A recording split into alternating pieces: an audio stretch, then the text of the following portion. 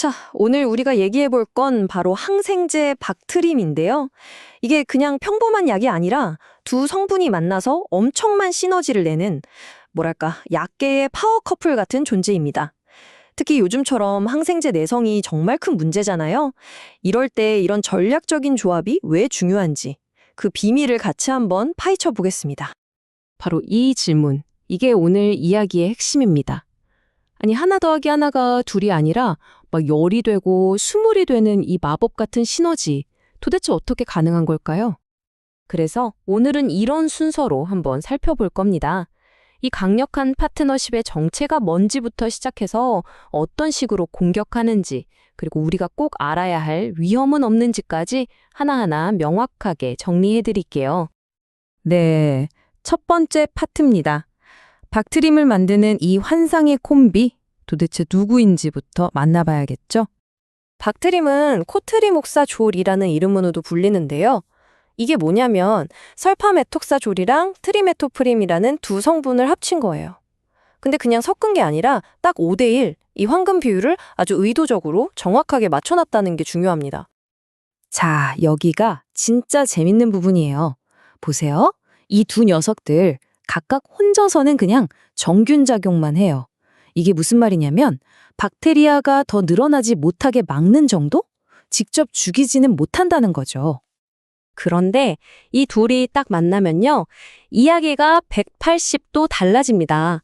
함께일 때 이들은 박테리아를 그냥 박멸해버리는 살균 작용을 보여줍니다. 이게 바로 박트림 시너지의 마법인 거죠. 아니, 대체 어떻게 이런 힘이 나오는 걸까요?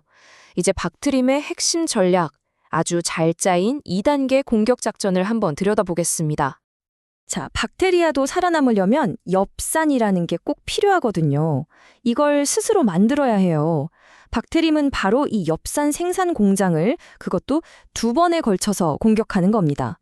1단계로 설파메톡사졸이 첫 번째 공정 라인을 딱 막아버리고, 그럼에도 어떻게든 다음 단계로 가려는 걸 트리메토프림이 두 번째 라인에서 또 차단해버리는 거죠.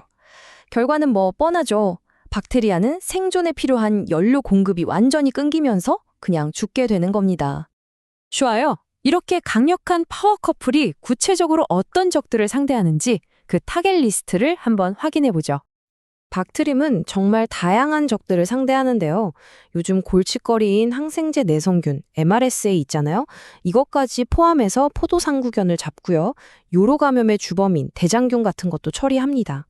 그리고 정말 중요한 게 면역력이 약한 분들한테는 치명적일 수 있는 주페포다충 폐렴, 즉 PJP의 치료와 예방에 이 약이 아주 핵심적인 역할을 합니다. 하지만 만능은 아닙니다. 상대하기 까다로운 적들도 있어요. 예를 들면 녹농균이나 장구균, 또 산소 없이 사는 현기성균들한테는 힘을 잘 못 씁니다. 그러니까 의사들이 감염 원인균이 뭔지 정확히 파악하고 처방하는 게 정말 중요하겠죠? 자, 그럼 이제 이 박트림이 우리 몸에 들어와서 어떻게 임무를 수행하고 또 어떻게 빠져나가는지 그 여정을 한번 따라가 볼까요? 와, 이 수치 보세요. 85에서 100%라니. 이게 무슨 말이냐면 우리가 알약으로 먹어도 주사로 맞는 것만큼 거의 전부가 우리 몸에 흡수된다는 뜻이에요. 보통 먹는 약은 위에서 좀 파괴되고 그러는데 박트림은 흡수율이 정말 대단하죠. 반감기가 약 10시간이라는 건 약 효과의 절반이 사라지는데 10시간 정도 걸린다는 뜻인데요. 여기서 진짜 중요한 포인트가 있어요. 신장 기능이 안 좋은 분들은 이 시간이 훨씬 길어집니다. 약이 몸에 더 오래, 더 많이 쌓일 수 있다는 거죠. 박트림은 우리 몸 구석구석으로 아주 잘 퍼져나가요. 특히 감염이 잘 생기는 소변, 폐, 전립선 같은 곳까지 효과적인 농도로 도달하고요. 그리고 임무를 다 끝낸 약은 주로 신장, 즉 콩팥을 통해서 몸 밖으로 나가게 됩니다. 그래서 계속 강조하지만 신장 기능에 따라서 용량을 조절하는 게 정말 중요합니다. 자, 지금까지 좋은 점들을 많이 봤는데 모든 약에는 빛과 그림자가 있죠. 이제 박트림을 쓸 때 생길 수 있는 위험성, 우리가 꼭 알아야 할 주의사항들을 집중적으로 살펴보겠습니다. 가장 흔하게 겪을 수 있는 부작용들입니다.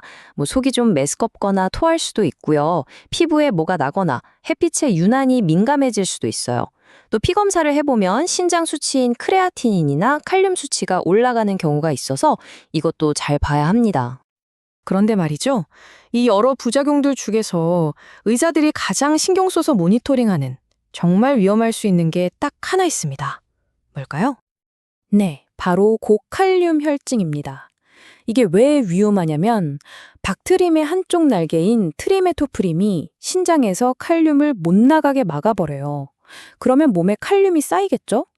특히 연세가 많으시거나 특정 혈압약을 드시는 분들은 이 위험이 훨씬 커져서 심장에 무리를 줘서 아주 위험한 부정맥을 일으킬 수도 있습니다.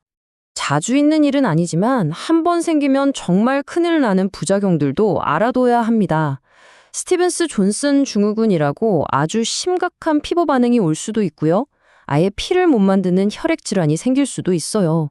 그래서 항상 조심해야 하는 거죠. 자, 이 슬라이드는 정말 중요합니다. 이런 분들은 박트림을 절대 쓰면 안 돼요. 설파 계열 약에 알레르기가 있는 분, 임산부, 특히 임신 초기인 분들, 그리고 특정 유전 질환이나 간, 신장이 아주 안 좋은 분들은 금기입니다. 꼭 기억하셔야 해요.